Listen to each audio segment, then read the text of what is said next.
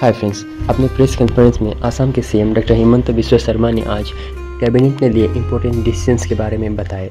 आज के कैबिनेट ने लिए इम्पोर्टेंट डिसीजंस में से थे 2% DA का डिक्लेयर करना असम गवर्नमेंट एम्प्लॉयज़ के लिए, साथ ही किसी एक कम्युनिटी के लिए फॉरेनर्स ट्रिब्यूनल में चल रहे केस को उठाना और उनके नाम डी वोटर लिस्ट से हटाना, साथ ही नदी बांधों की रक्षा के लिए लोकल वॉलंटियर्स के कमेटी बनाना, गरीब लोगों के लिए फ्री मेडिसिन का डिस्ट्रीब्यूशन और साथ ही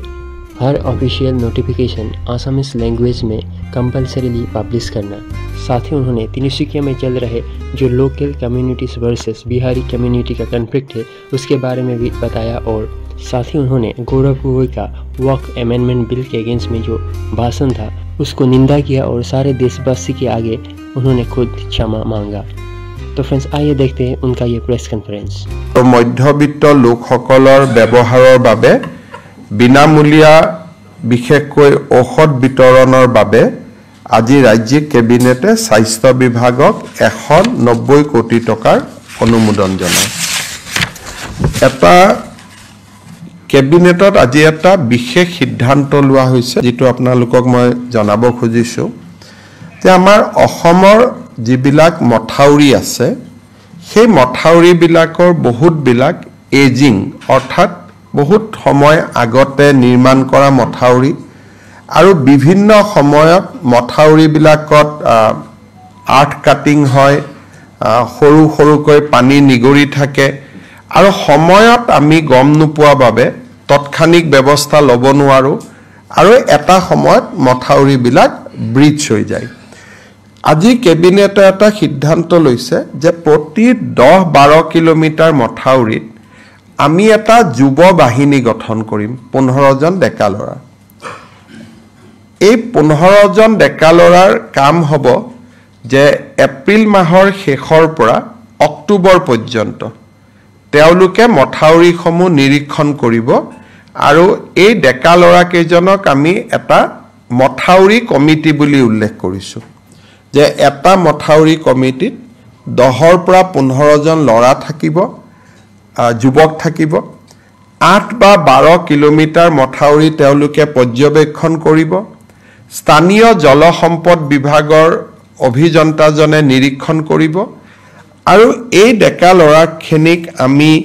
গামবুটছ, টৰ্চ লাইট, ৰেইনকোট এইবিলাক সামগ্ৰী যোগান ধৰিম আৰু খৰটকীয়াকৈ কিবা এটা দেখিলে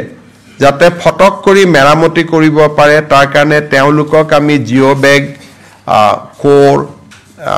বিভিন্ন যিবিলাক পৰ্কুপাইন যিবিলাক এমুনেশ্যন যিবিলাক ফ্লাড ফাইটিং মেটেৰিয়েলছ সেইবিলাক আমি দিম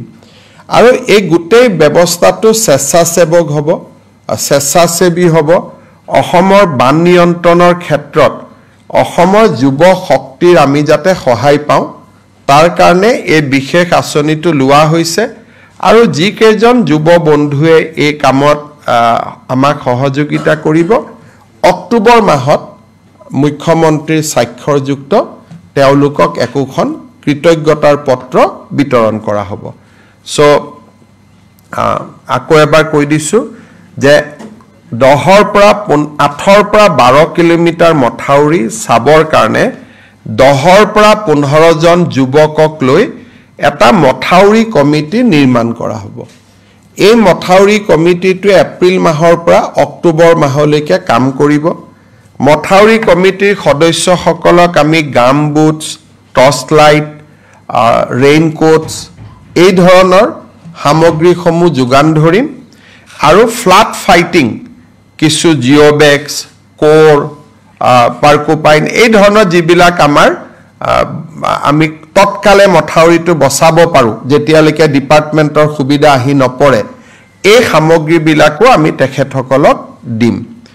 আৰু শেষত আমি গৈ অক্টোবৰ মাহত যেতিয়া আমি বানপানীৰ সেশ্যন কমপ্লিট হৈ যাব তেওঁলোকক আমি একোখন কৃতজ্ঞতা পত্ৰ দিম আৰু প্ৰয়োজন অনুসৰি স্থানীয় বিধায়কসকলে তেওঁলোকক ৰাজহুৱাভাৱে সম্বৰ্ধনাও জনাব পাৰিব। অসমৰ বান নিয়ন্ত্ৰণ বিভাগত মই ভাবোঁ যে ই আমাক বহুত সহায় কৰিব কাৰণ অকণমান খবৰ পালেই আমি একোটা ডাঙৰ বিপদৰ পৰা বাচিব পাৰোঁ খবৰ নোপোৱাৰ কাৰণে যোৱাবাৰে বোকাখাটত মথাউৰি এটা ভাঙিছিলে কি বংকুৱাল যদি কোনোবাই যদি দুদিন আগত আমাক খবৰ দিলেহেঁতেন মথাউৰিটো নাভাঙিলেহেঁতেন গতিকে সেই ধৰণৰ এইটো এটা ভাল পদক্ষেপ অসম পুলিচক যেনেকৈ ভিডিপিয়ে যথেষ্ট সহায় কৰে গাঁওৰক্ষী বাহিনীয়ে যেনেকৈ সহায় কৰে তাৰ অনুৰূপ এটা শক্তি এটা লাহে লাহে লাহে লাহে আমি নিৰ্মাণ কৰিম শেষলৈ গৈ মথাউৰি কমিটিবিলাকক আমি ৰেজিষ্ট্ৰেশ্যনো কৰি দিম তেনেকৈ শক্তিশালী কৰি কৰি কৰি আমি গৈ থাকিম এইবাৰ প্ৰথম বছৰ ইয়াক আমি হাতত লৈছোঁ আমাৰ গুৱাহাটীত ফ্ৰেঞ্চ গভৰ্ণমেণ্ট আৰু ভাৰত চৰকাৰৰ আৰ্থিক সাহায্যত আমি এটা Assam climate centre for cities বুলি এটা আমি অনুষ্ঠান গঢ়িম ইয়াৰে পুঁজি ভাৰত চৰকাৰ আৰু ফ্ৰেঞ্চ চৰকাৰে আমাক আগবঢ়াব আৰু ইয়াৰ জৰিয়তে ক্লাইমেট প্ৰটেকশ্যনৰ ক্ষেত্ৰত কেইবাজনো এক্সপাৰ্ট গুৱাহাটী পৌৰ নিগমে নিযুক্তি কৰিব পাৰিব কেবিনেটে আজি এই ক্লাইমেট চেণ্টাৰটো অনুমোদন জনায় জাগিৰোডৰ টাটা ছেমিকণ্ডাক্টৰ প্ৰজেক্টৰ কাষত আপোনালোকে জানে যে খুব কম দিনতে বেংগলুৰুত কাম কৰি থকা 1000 ছোৱালী জাগিৰোডলৈ উভতি আহিব আমাৰ যি অসমীয়া ছোৱালী এতিয়া বেংগলুৰুত কাম কৰি আছে তেওঁলোক খুব সোনকালে জাগিৰোডলৈ উভতি আহিব অহাৰ লগে লগে জাগিৰোডত এটা থাকাৰ ভীষণ সমস্যা হ'ব আৰু লাহে লাহে 10-12-15,000 মানুহ যেতিয়া তাতে নিযুক্তি হ'ব ওচৰত ভাড়া ঘৰ আদি প্ৰস্তুত হৈ উঠোতেও সময় লাগিব সেইকাৰণে আজি আমি আগতীয়াকৈ জাগিৰোডত এটা ৱৰ্কিং ওমেন হোষ্টেল 1000খন আসনযুক্ত এটা ৱৰ্কিং ওমেন হোষ্টেল বনাবৰ বাবে আজি কেবিনেটে 142 কোটি টকাৰ অনুমোদন জনাইছে আমাৰ অসমৰ গোটেই চাহ বাগিচাবিলাকত আমি মহাপ্ৰভু জগন্নাথ কমিউনিটি হল বনাই আছো 500খন চাহ বাগিচাত আজি তাৰ এখন মেনেজিং কমিটি কেবিনেটে নিৰ্মাণ কৰে স্থানীয় বিধায়কক অধ্যক্ষ হিচাপে লৈ তাকো কেবিনেটে অনুমোদন জনায় মই এতিয়া আজিৰ কেবিনেটত গ্ৰহণ কৰা তিনিটা বিশেষ গুৰুত্বপূৰ্ণ সিদ্ধান্ত আপোনালোকক জনাব খুজিছো আজি আমাৰ ৰাজ্য চৰকাৰৰ কেবিনেটত অসম চৰকাৰৰ কৰ্মচাৰী আৰু আমাৰ পেনশনাৰ সকলৰ বাবে 2% ডিয়াৰনেছ এলাউন্স আমি ঘোষণা কৰোঁ সো এতিয়াৰ পৰা ৰাজ্য চৰকাৰৰ কৰ্মচাৰী পেনশনাৰ সকলোৱে 2% তেওঁলোকে ডিয়াৰনেছ এলাউন্স পাব 1/1/2025 পৰা ই কাৰ্যকৰী হ'ব আমি এই মাহৰ দৰমহাত বিহুৰ আগতে পোৱা দৰমহাত 2% দিয়ে সংলগ্ন কৰিম কিন্তু যেটো এৰিয়াৰ হেতু আমি এপ্ৰিল আৰু মে দুটা মাহত আমি তেওঁলোকক দিম আজি এটা কেবিনেটত সিদ্ধান্ত গ্ৰহণ কৰা হয় যে অহা প্ৰথম বহাগৰ পৰা চৰকাৰৰ যিমান ট্ৰান্সফাৰ অৰ্ডাৰ ওলাব পোষ্টিং ওলাব গাইডলাইনছ ওলাব ৰুলছ ওলাব ৰেগুলেশ্যন ওলাব নটিফিকেশ্যন ওলাব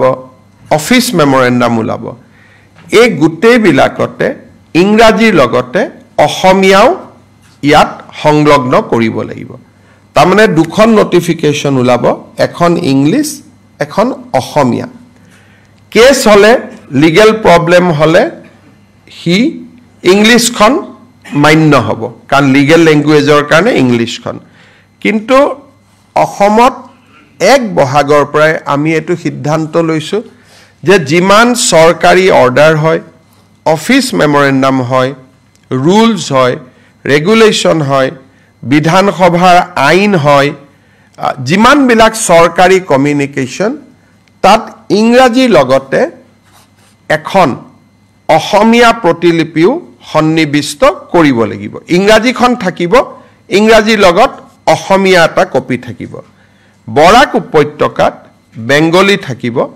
বিটিআৰত বড়ো থাকিব অতিৰিক্তকৈ অৰ্থাৎ বৰাক উপত্যকাত বঙালী থাকিব BTADত বড়ো থাকিব আৰু সমগ্ৰ অসমতে ইংৰাজী আৰু অসমীয়া এই ব্যৱস্থাটো আজি কৰা হৈছে আৰু সদৌ অসম ছাত্ৰ সন্থাৰ লগত আমাৰ আলোচনা হৈছিল জাষ্টিস BK শৰ্মা কমিটিৰ এটো অনুমোদন আছিল ৰাজ্য চৰকাৰে অহা 1 এপ্ৰিলৰ পৰা কাৰ্যকৰী হোৱা কৰি 15 এপ্ৰিল 1 বহাগৰ পৰা কাৰ্যকৰী হোৱাকৈ ইয়াক ৰূপায়ণ কৰাৰ বাবে নিৰ্দেশ দিছে আমি সৰকাৰি অফিচাৰ সকলক কৈছো যে প্ৰথম অৱস্থাত ভাসিনী বুলি এটা এপ আছে যত অসমীয়া বড়ো বেংগলী তিনিটা ভাষাই উপলব্ধ হয় তাক ব্যৱহাৰ কৰক আৰু লাহে লাহে তেওঁলোকে নিজাকৈ লিখিব পৰা হৈ যাব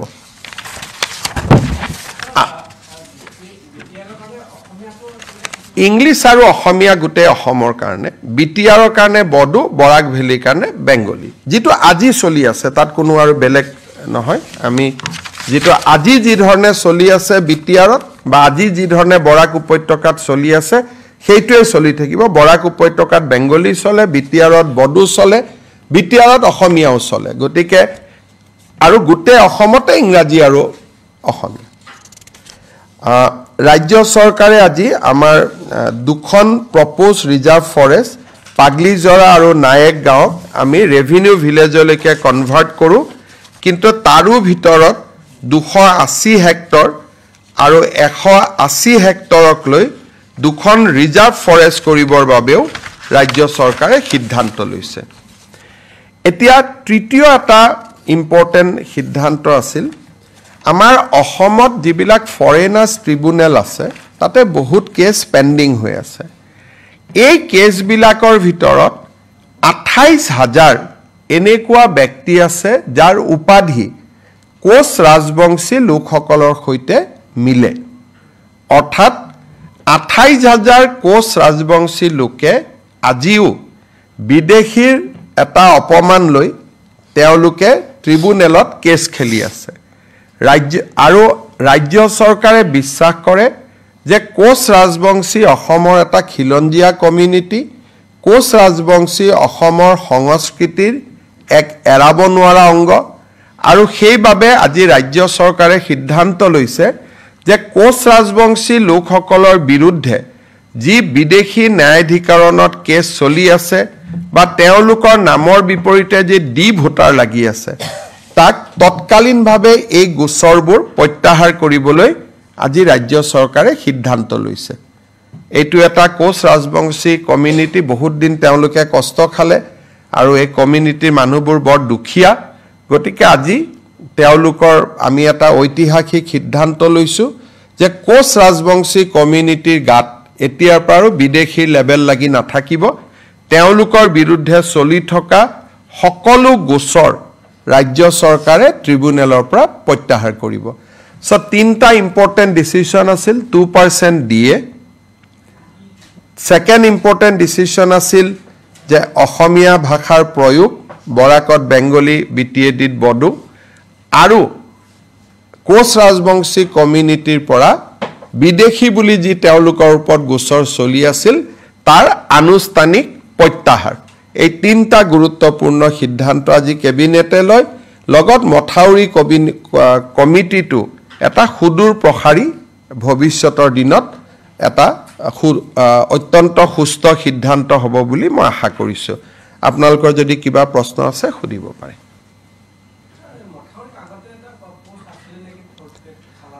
হেবিলাক থাকিবই খালাসিও থাকিব গভৰ্ণমেণ্ট মানুহখিনি থাকিবই ডেকা লৰাবিলাকে ৰাতি জনেকে ডিউটি কৰে আমাৰ গাঁৱত এতিয়া তেওঁলোকে ডিউটি কৰোতে আজিও ডিউটি কৰে কিন্তু এটা ডিউটিটো আনুষ্ঠানিক হ'ব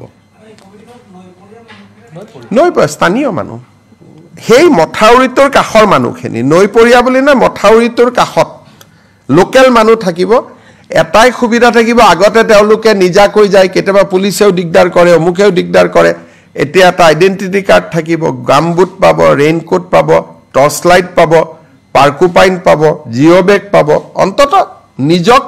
ৰক্ষণাবেক্ষণ কৰিব এটা সুবিধা পাব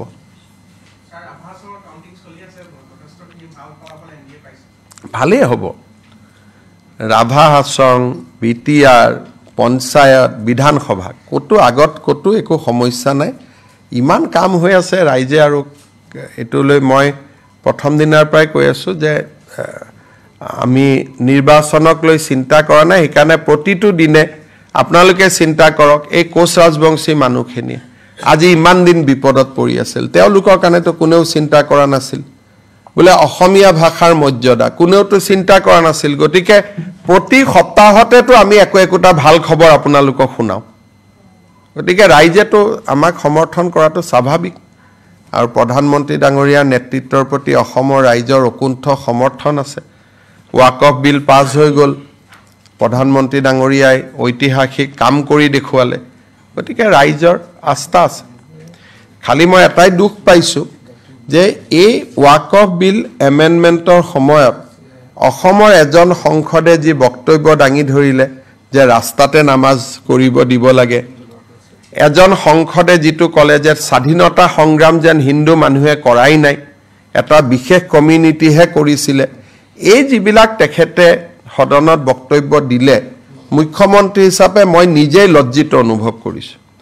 অসমৰ মুছলমান মানুহেও নিবিচাৰে ৰাস্তাত নামাজ কৰাটো ধুনিয়া মছজিদ বনাইছে তেওঁলোকে মছজিদত নামাজ পঢ়ে অসমত কোনেও ৰাস্তাত নামাজ নপঢ়ে যিটো বস্তু মুছলমান মানুহেও বিচৰা নাই তেওঁ তাতকৈ এক্সট্ৰিমত গল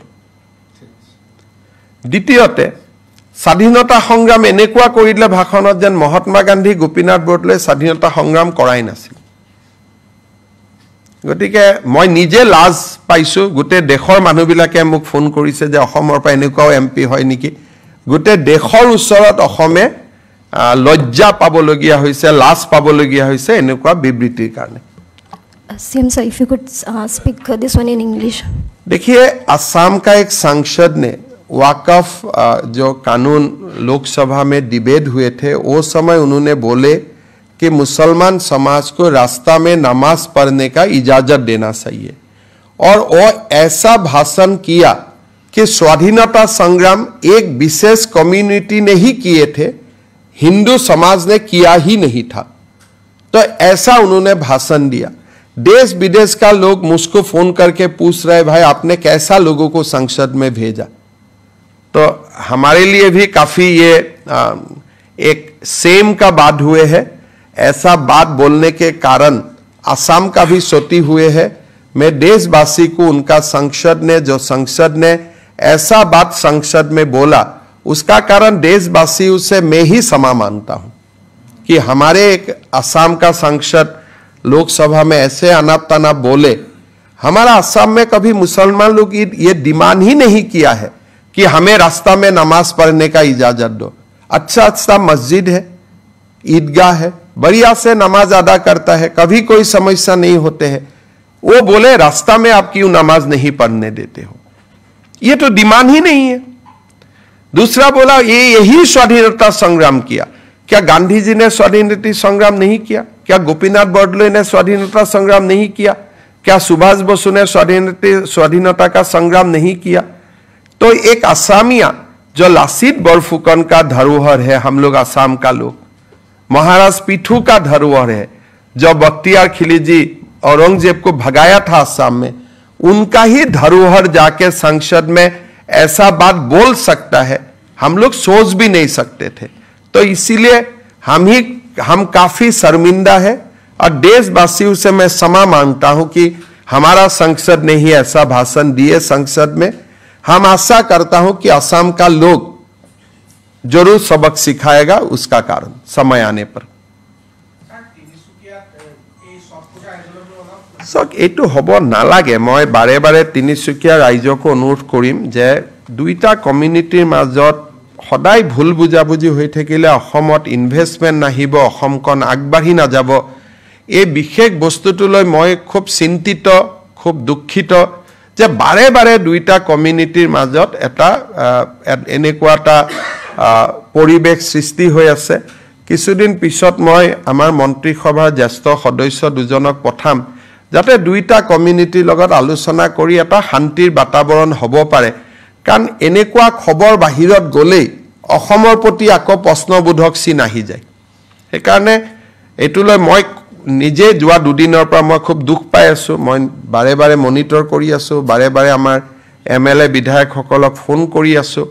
মই সকলোকে অনুৰোধ কৰিম যে এইখন এখন নতুন অসম ইয়াত এইবিলাক সৰু সৰু কথা লৈ কাজিয়া কৰি থকা দুটা কমিউনিটিৰ মাজত টিকটকটা হোৱাটো ভাল নালাগে পূজা উৎসৱ সকলোৰে ভাল কৰি হৈ যাওক আমি ঈদতো বাধা দিব নালাগে নামাজতো বাধা দিব নালাগে ছট পূজাতো বাধা দিব নালাগে দুৰ্গা পূজাতো বাধা দিব নালাগে নাম কীৰ্তনতো বাধা দিব নালাগে কিবা স্থানক লৈ যদি কিবা অসুবিধা আছে আলাপ আলোচনা কৰি আমি মীমাংসা কৰিম কিন্তু বাৰে বাৰে এই ঘটনাটোৱে বেলেগক সুযোগ দিয়ে